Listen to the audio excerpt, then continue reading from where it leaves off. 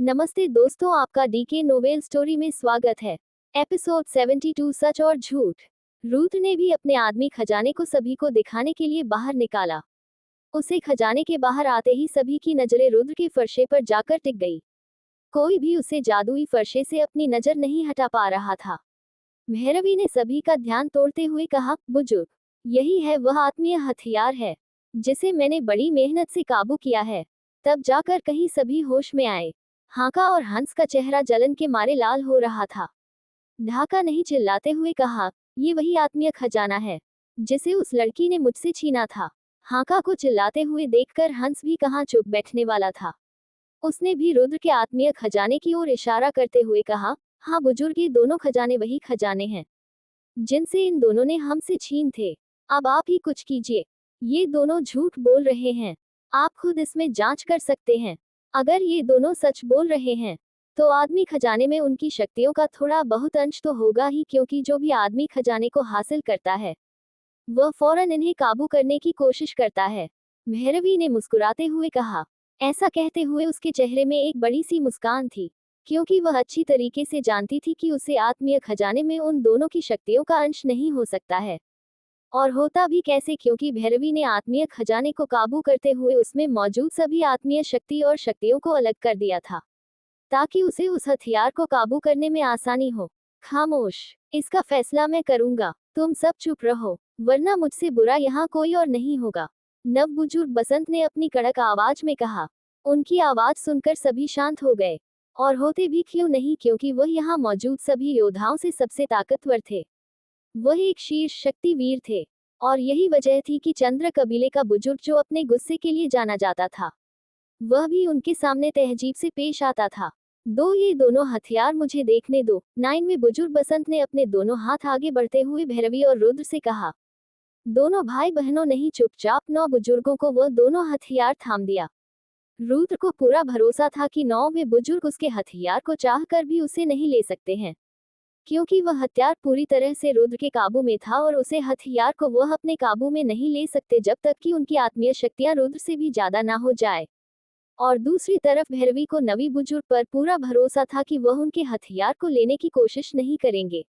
दूसरी तरफ 90 बुजुर्ग ने जैसे उन हथियारों को अपने हाथ में लिया, उनकी आंखें सफेद रंग की रोशनी से चमकने लगी और वह रोशनी निकालकर सीधे दोनों हथियारों से जा तक रही, जो पूरे हथियार में फैल गई। देखते ही देखते हथियार भी सफेद रंग से चमकने लगी। ये देखकर रुद्र समझ गया कि बुजुर्ग उन हथियारों की जांच कर रहे हैं, ताकि उन्हें पता चल सके कि इसमें पहले से किसी और की शक्तियां या आत्मीय शक्तियां तो नहीं है। अगर है तो वह चंद्र कबीले के योद्धाओं की तो नहीं। रुद्र ने धीमी आवाज में कहा, मान गए बुजुर्ग, आप तो सच में कमल के हैं। आप दोनों पक्षों की बात अच्छी तरह से सुनते हैं। किसी के कहने भर से कोई भी फैसला नहीं लेते हैं। किसी भी बुजुर्ग को ऐसा ही होना चाहिए। ऐसा कहते हुए रुद्र के चेहरे पर एक बड़ी सी मुस्कान थी। वरना कुछ लोग तो ऐसे भी होते हैं जो किसी और की बातों पर आ जाते हैं और नई पीढ़ी की योद्धाओं पर भी हमला करने को तैयार हो जाता है। रुद्र ने यह बात चंद्र कबीले के उसे गुस्सेल बुजुर्ग शाय के लिए कही थी। उसकी बात सुनकर बुजुर्ग शाय का गुस्सा एक बार फिर बढ़ने लगा, लेकिन उन्होंने गुस्से को दबाते हुए चुपचाप रहना ही ठीक समझा, क्योंकि 9वें बुजुर्ग के सामने अपना गुस्सा रुद्र पर नहीं निकाल सकते थे। तुम दोनों की हिम्मत कैसे हुई इस तरह से हमारे कबीले के योद्धाओं पर झूठा इल्जाम लगाने की? 9वें बुजुर्ग बसंत ने अपनी तेज आवाज में दहाड़ते हुए कहा। ये सुनकर आसपास मौजूद सभी योद्धा डर गए। वैसे तो वह इतनी आसानी से गुस्सा नहीं होते हैं, लेकिन जब भी गुस्सा होते हैं तो उनकी शक्तियां अपने आप बाहर आने लगते हैं, जिसे देखकर बड़े बड़े योद्धा भी कांपने लगा जाते हैं। उनका ऑरा बहुत ही खतरनाक था। ऐसा ही कुछ हाल हंस और हाका का था। लेकिन कहते हैं ना, कुत्ते की दुम कभी सीधी नहीं होती। कुछ ऐसा ही हाल हंस और हाका का था। वह इतनी आसानी से अपनी गलती कैसे मान लेते हैं? उन्होंने हिम्मत करते हुए कहा, लेकिन बुजुर्ग, हम बिल्कुल भी झूठ नहीं बोल रहे हैं। इन लोगों ने हमसे हमारा हथियार चुराया है और यह वही हथियार है। जरूर आपसे कोई गलती हो रही होगी। 9वें बुजुर्ग बसंत ने गुस्से से लाल हो चुके चेहरे के साथ हंस की तरफ देखते हुए कहा, अच्छा तो हमसे गलती हो रही है? और इतना कहते ही नाव बुजुर्ग बसंत तेजी से हंस की तरफ बढ़े। पलक झपकते ही वे हंस के ठीक सामने पहुंच गए थे। लेकिन अभी बुजुर्ग बसंत हाका या हंस को कुछ भी कर पाते उससे पहले ही हाका और हंस के चेहरे पर एक एक थप्पड़ की आवाज गूंजी और वह दोनों जमीन पर गिरे। चंद्र कबीले के 8वें बुजुर्ग कुमार थे, जो बीच में आ गए थे। तुम दोनों की इतनी हिम्मत कि तुम दोनों हमसे झूठ बोलो, चलो जल्दी से बुजुर्ग से माफी मांगो। 8वीं बुजुर्ग कुमार ने कहा। उनके बीच में आ जाने से हाका और हंस को अच्छा तो नहीं लगा, लेकिन वह उनको मना नहीं कर सकते थे। इसलिए इन दोनों में मजबूरी में ही सही, लेकिन बुजुर्ग से माफी मांगते हुए कहा, हमें माफ कर दो, हमसे गलती हो गई। तो क्या होगा आगे इस कहानी में क्या थी वजह कि बुजुर्ग कुमार नव्या बुजुर्ग बसंत से डर गए और अपने ही काबिले की योद्धाओं को उनसे माफी मांगने को कहा। आगे क्या होगा इस रोमांचक स्टोरी में जानने के लिए हमारे YouTube channel DK novel stories को सब्सक्राइब करें, ताकि आपको इस रोमांचक स्टोरी के नए एपिसोड का नोटिफिकेशन सबसे पहले मिले। और हमारे वीडियो आपको पसंद आई तो लाइक कमेंट जरूर करें और आपके दोस्तों को ज्यादा से ज्यादा शेयर करें।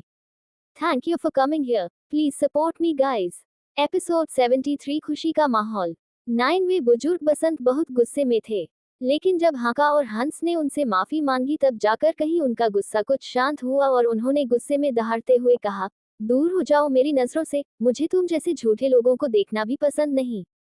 चंद्र कबीले के योद्धाओं को अपनी ऐसी बेइज्जती होता हुआ देखकर उन्हें गुस्सा तो बहुत आ रहा था, लेकिन वह कुछ नहीं कर सकते थे, क्योंकि इस बार गलती उनकी खुद की थी। फिर चंद्र कबीले के बुजुर्गों ने अपना हाथ हिलाया और सभी तेजी से चंद्र कबीले की तरफ वापस लौट गए।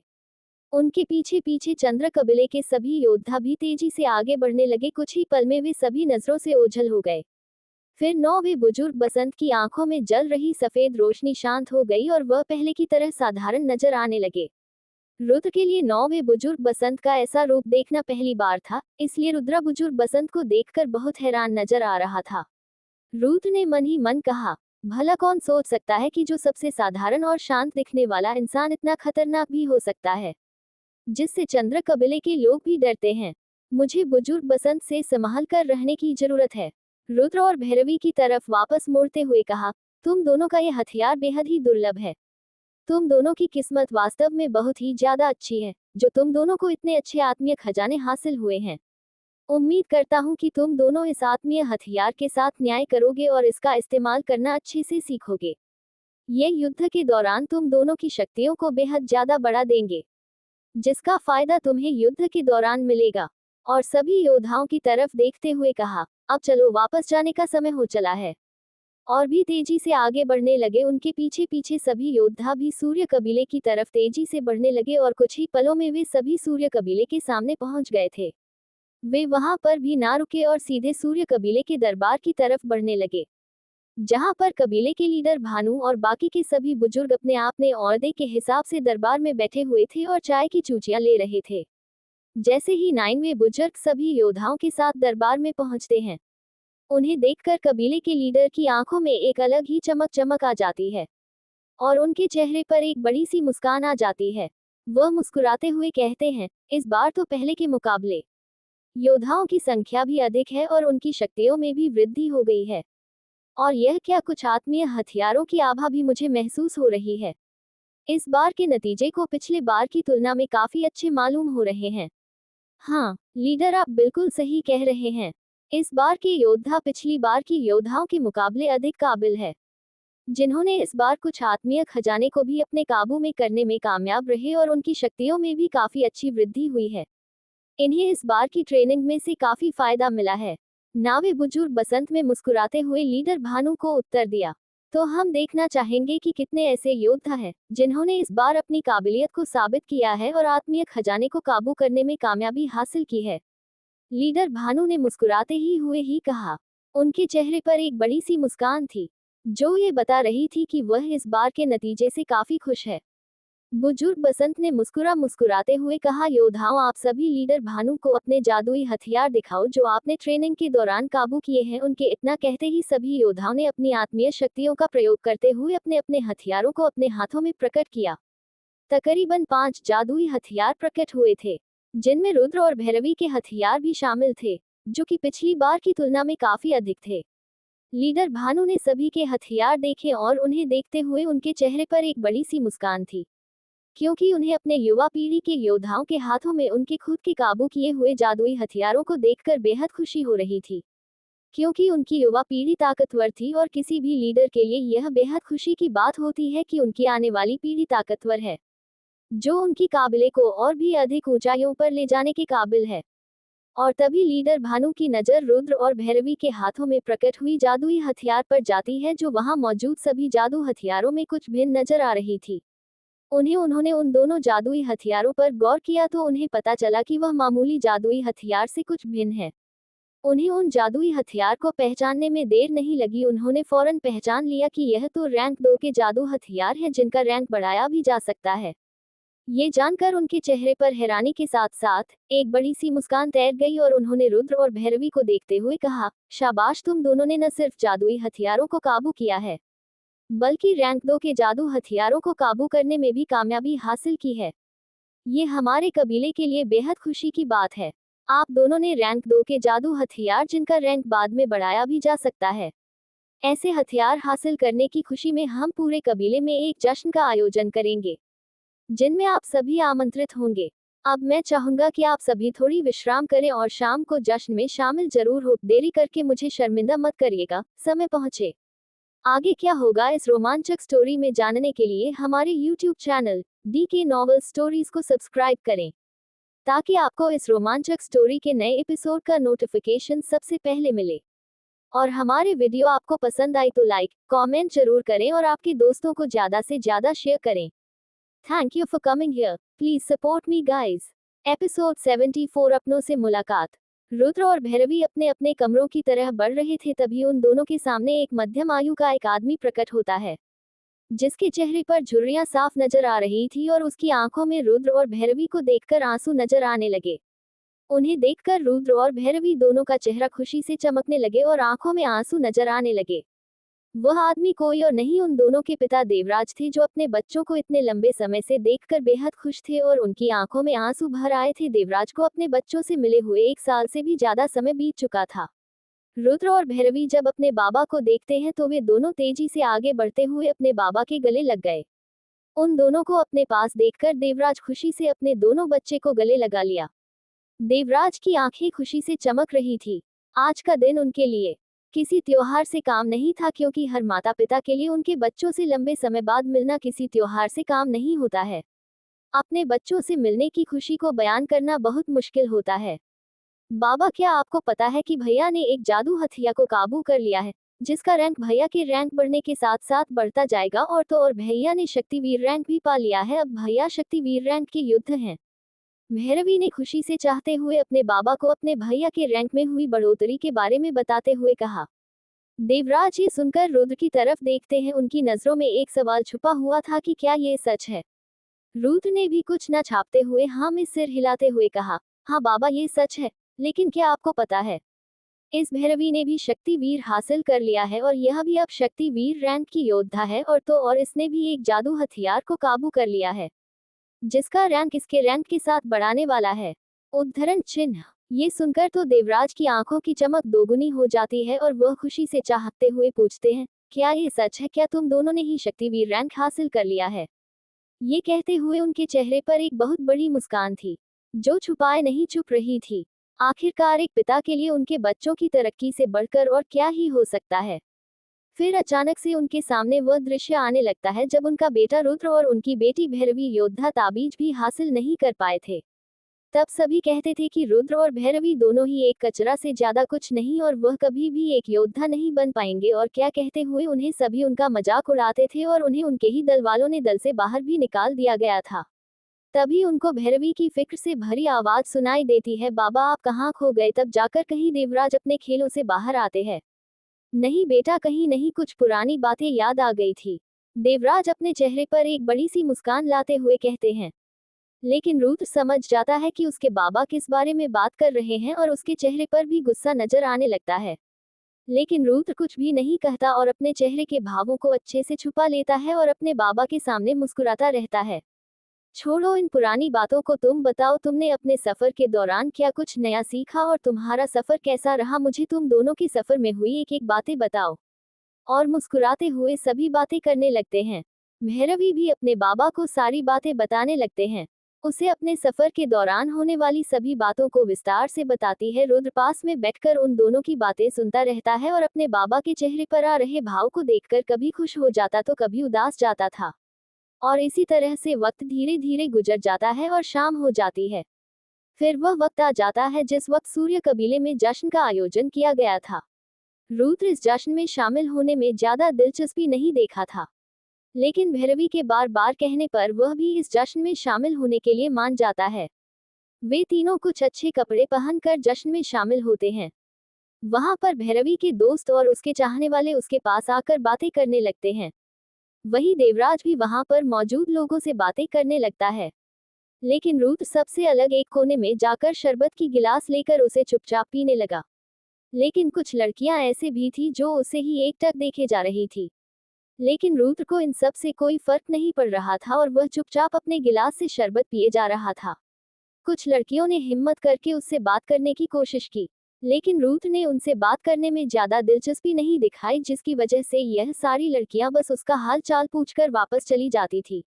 रुद्र ने इस जश्न में सबसे अलग ऐसे खड़ा था जैसे वहां मौजूद सभी लोग उसके लिए कोई मायने ही ना रखते हैं। वह चुपचाप अपने गिलास लिए खड़ा हुआ था और सभी को इस जश्न का आनंद लेते हुए देखा रहा था। तभी उसे अपनी तरफ एक लंबा पतला दुबला सा लड़का आता हुआ नजर आया। वह लड़का अपने हाथों में शराब की एक गिलास पकड़ रखी थी और वह रुद्र की तरफ ही धीरे धीरे बढ़ रहा था। उसे देखकर रुद्र के चेहरे पर हल्की सी मुस्कान तैर गई। वह लड़का कोई और नहीं बल्कि दीपेश था, वही लड़का जिसे सूर्य कबीले का सबसे काबिल और सनकी योद्धा कहा जाता है। तुम्हारा नाम रुद्र है ना? मैं तुम्हारे बारे में काफी कुछ सुना है, लेकिन तुमसे कभी बात करने का मौका ही नहीं मिला। आज मौका भी है और दस्तूर भी, तो क्या हम एक दूसरे से थोड़ी देर बात कर सकते हैं? दीपेश ने रुद्र के पास आकर बड़े प्यार से और सलीके से कहा। रुद्र ने भी हाँ में सिर हिलाते हुए कहा, हाँ बिल्कुल, क्यों नहीं, मैं भी आपके बारे में बहुत कुछ सुना है। आपसे बात करना मेरे लिए भी खुशी की बात होगी। रुद्र ने अपने चेहरे पर एक बड़ी सी मुस्कान लाते हुए कहा, मैंने तुम्हारे जादुई हथियार के बारे में सुना है, वह बेहद ताकतवर है। अगर तुम एक रैंक 1 के आत्मीय खजाने को काबू करने में कामयाब हो गए हो तो तुम्हारी काबिलियत भी कमाल की होगी। तो क्यों ना हम एक दोस्ताना मुकाबले करें? क्योंकि मैंने हाल ही में मेरा रैंक बढ़ा है और मैं अपनी शक्तियों को जांचना चाहता हूँ। इसके लिए मुझे एक काबिल योद्धा की जरूरत है जिसके साथ मैं मुकाबला कर सकूं और अपनी शक्तियों को परख सकूं। दीपेश ने अपने चेहरे पर एक उम्मीद भरी मुस्कान के साथ रुद्र से कहा। रुद्र को दीपेश के चेहरे के भाव से ऐसा बिल्कुल भी नहीं लग रहा था कि दीपेश के मन में उसके लिए कोई गुस्सा या ईर्ष्या का भाव है। वह तो सच में रुद्र को मुकाबला की भावना से देख रहा था, जिसे ये रुद्र को समझते देर नहीं लगी कि दीपेश को मुकाबला करना पसंद है और वह मुकाबले के लिए एक टक्कर का प्रतिद्वंदी चाहता है। तो क्या रुद्रा दीपेश के साथ मुकाबला करने के लिए राजी होगा और इस मुकाबले में किसकी जीत या हार होगी? आगे क्या होगा इस रोमांचक स्टोरी में जानने के लिए हमारे YouTube channel DK novel stories को सब्सक्राइब करें, ताकि आपको इस रोमांचक स्टोरी के नए एपिसोड का नोटिफिकेशन सबसे पहले मिले। और हमारे वीडियो आपको पसंद आई तो लाइक कमेंट जरूर करें और आपके दोस्तों को ज्यादा से ज्यादा शेयर करें। Thank you for coming here, please support me guys. Episode 75 हैरान परेशान। रुद्र सूर्य कबीले की जश्न में शामिल होता है। वहां पर दीपेश उससे मुकाबले के लिए पूछता है। अब आगे रुद्रा दीपेश की आंखों में देखा है, उसे उसकी आंखों में रुद्र के लिए कोई भी दुश्मनी या गुस्से का भाव नजर नहीं आता। वह वास्तव में रुद्र से एक दोस्ताना मैच करना चाहता था और अपनी शक्तियों को जांचना चाहता था, इसलिए रुद्र ने भी उसके साथ मुकाबले के लिए तैयार हो जाता है। क्यों नहीं, मैं तुमसे मुकाबला जरूर करूंगा। वैसे भी मेरी भी शक्तियों में हाल ही में बढ़ी है और मैं भी अपनी शक्तियों को जचने के लिए एक योग्य प्रतिद्वंदी चाहता था, और तुमसे काबिल और कौन हो सकता है? रुद्र ने मुस्कुराते हुए कहा। ये बात सुनकर दीपेश के चेहरे पर भी हल्की मुस्कान आ जाती है और वह हल्की मुस्कुराहट के साथ कहता है, तो ठीक है, कल सुबह अखाड़ा क्षेत्र में आ जाना, मैं तुम्हें वहीं मिलूंगा।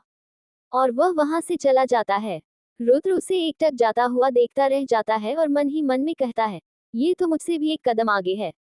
काम की बातों से ज्यादा एक शब्द भी नहीं बोलता है और अपना सिर हिलता रह जाता है। खैर, मुझे इससे क्या लेना देना, मुझे तो बस अपनी शक्तियों को जांचने के लिए एक अच्छा काबिल दोस्त चाहिए था और ये दीपेश उसके लिए एकदम सही आदमी हो सकता है।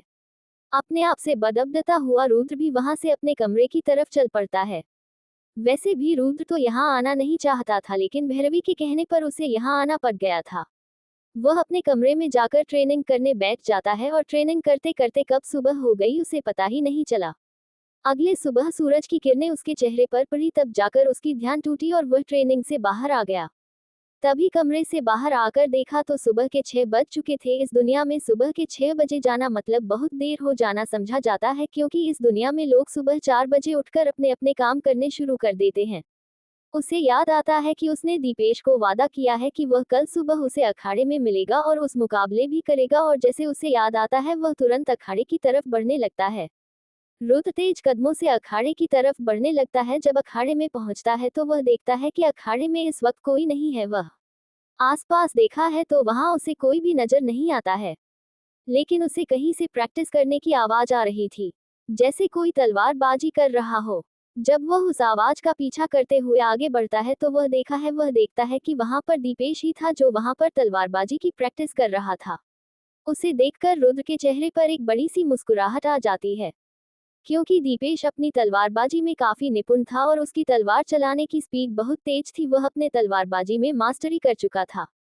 रुद्र धीरे धीरे चलते हुए दीपेश के सामने पहुंच जाता है और उसे तलवारबाजी करता हुआ देखता रहता। कुछ देर बाद दीपेश भी अपनी तलवारबाजी करना छोड़ रुद्र के पास आता। मुझे पता था कि तुम आओगे, इसलिए मैं तुम्हारा यहाँ पर इंतजार कर रहा था, लेकिन तुमने आने में थोड़ी देर कर दी, दीपेश ने मुस्कुराते हुए कहा। उसके चेहरे पर कोई भी भाव नहीं था सिवाय एक हल्की मुस्कान की। यदि यहाँ पर लड़कियां होती तो वह उसकी मुस्कान देखकर पागल ही हो जाती, क्योंकि वह इस वक्त बहुत ज्यादा हैंडसम लग रहा था। माफ करना, मैं तुम्हें इंतजार नहीं करना चाहता था, लेकिन मुझे आने में थोड़ी देर हो गई। उम्मीद करता हूँ कि तुम मुझसे नाराज नहीं होगे। रुद्र ने अपने चेहरे पर हल्की मुस्कुराहट के साथ ही कहा। नहीं नहीं, इसमें माफी मांगने वाली कोई बात नहीं है, मुझे लगता है मैं ही जल्दी आ गया था, दीपेश ने अपने चेहरे पर एक हल्की मुस्कान लाते हुए कहा। फिर दोनों कुछ देर के लिए ऐसे ही शांत रहे, क्योंकि दोनों को ही समझ में नहीं आ रहा था कि वह अब और क्या बात करें। फिर दीपेश ने कहा, चलो मुकाबला शुरू करते हैं, और दोनों ही अखाड़े में आमने सामने खड़े थे। दीपेश के हाथ में पहले से ही तलवार थी। दीपेश ने रुद्र को निहत्था खड़े हुए देखा तो उसने कहा, क्या तुम किसी हथियार का इस्तेमाल नहीं करने वाले हो? उद्धरण चिन्ह। नहीं, मुझे कोई भी हथियार अच्छे से चलानी नहीं आती है, और तुम्हारी तरह तो बिल्कुल भी नहीं।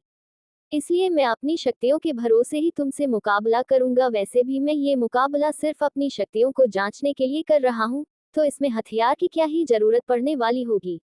रुद्र ने मुस्कुराते हुए मन कर दिया। और वैसे भी उसने झूठ नहीं कहा था, उसे सच में कोई हथियार अच्छे से चलानी नहीं आती थी।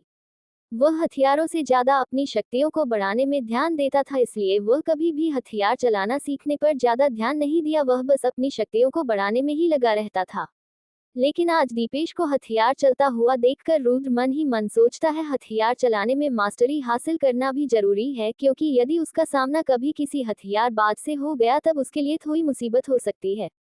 दीपेश ने हैरानी से कहा, क्या तुम्हें सच में कोई भी हथियार चलानी नहीं आती है? नहीं, मुझे सच में कोई भी हथियार चलानी नहीं आती है, रुद्र ने ना में सिर हिलाते हुए कहा। तो तुमने उस जादुई हथियार को काबू में कैसे कर लिया, और वह भी रैंक 1 के जादू हथियार को? दीपेश ने हैरान होते हुए रुद्र से पूछा। उसके चेहरे पर हैरानी साफ नजर आ रही थी। रुद्र ने शर्माते हुए कहा, वह तो मेरी किस्मत अच्छी थी कि मैं उसकी आत्मा को हरा दिया और वह मेरे काबू में आ गई। ये सुनकर तो दीपेश के चेहरे पर हैरानी साफ नजर आ रही थी, क्योंकि हथियारों को काबू में करने का दो तरीके होते हैं। पहले उसे हथियार को अपने हथियार चलाने की समझ से प्रभावित किया जाए और उसे उससे दोस्ती कर लिया जाए, और दूसरा तरीका होता था कि उसकी आत्मा से लड़कर उससे काबू कर लिया जाए। इसमें ज्यादातर लोग पहले तरीका ही इस्तेमाल करते हैं, क्योंकि यह सबसे आसान तरीका होता है। दूसरा तरीका तब काम करता है जब आप उसे हथियार की आत्मा से कहीं ज्यादा ताकतवर हों। यदि आप उसके बराबर या उसे कमजोर हुए तब तो वह हथियार आपकी आत्मा को भी नष्ट कर सकती है, इसलिए ज्यादातर लोग पहला तरीका को ही अपनाते हैं।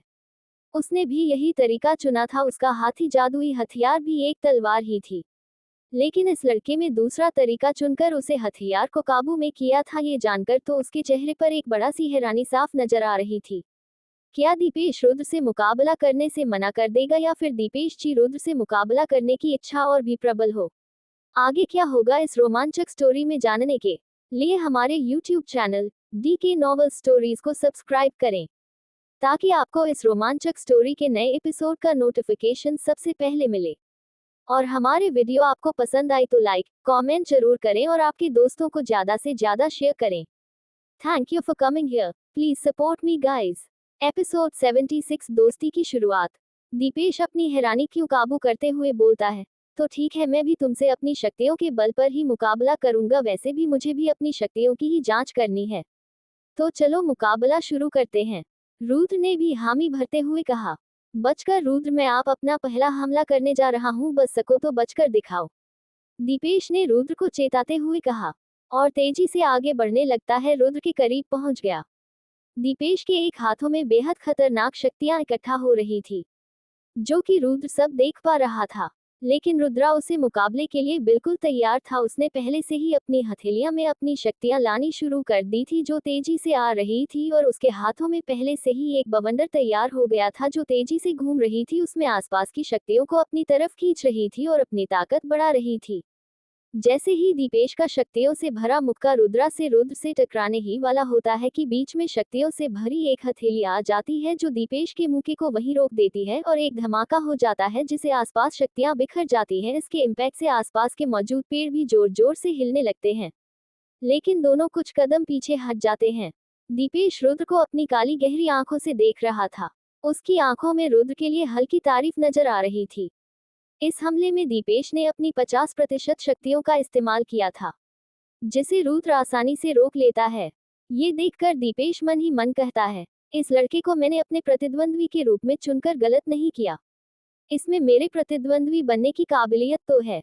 दूसरी तरफ रुद्रा ये भी मन ही मन सोते हुए कहता है, ये भी शक्तिवीर रैंकिंग के पहले सितारे के चरम पर है और कभी भी दूसरे सितारे को हासिल कर सकता है। मेरा सोचना बिल्कुल सही था।